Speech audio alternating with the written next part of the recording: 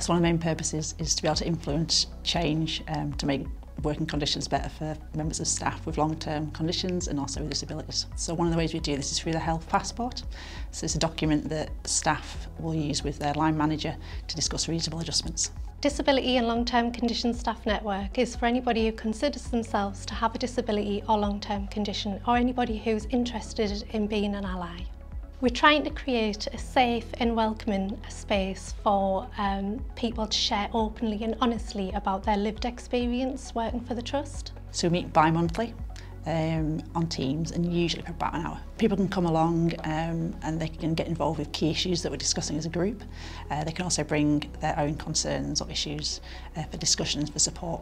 So I've had really great feedback from members that have joined the group about why they've joined and what's important to them. The network is really important to me is because I believe in education on disability more than anything else. I think we can break down barriers with colleagues, with the public, of how productive and how much a colleague with a disability can bring to the table. That's the most important thing to me, is to change people's perspective.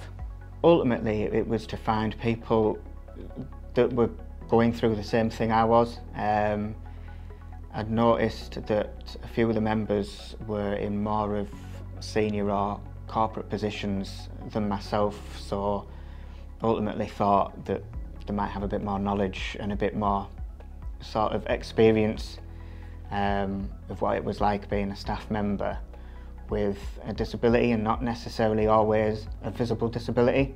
It's important because, like I said, there's people, other staff members that are going through the same thing, that are employed by the Trust with disabilities or long-term conditions like myself.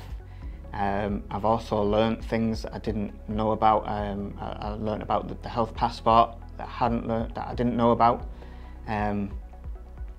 until I joined there. I'd also got quite a bit of help regarding issues that I was having. The other members of the group were able to sort of follow up and lead and then liaise back to me, and then problems have sort of disappeared now. So yeah, it's all been a positive so far. Trying to sort of share my experience and story with other staff members or potential staff members. I enjoyed the getting together, just speaking to people that isn't in my close proximity of work colleagues, but people that are going through the same. If somebody's interested in joining the network, I'd say join.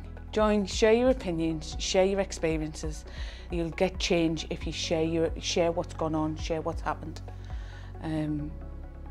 It starts sometimes just with a story. If you're thinking about joining the Disability and Wellbeing Network group, then join.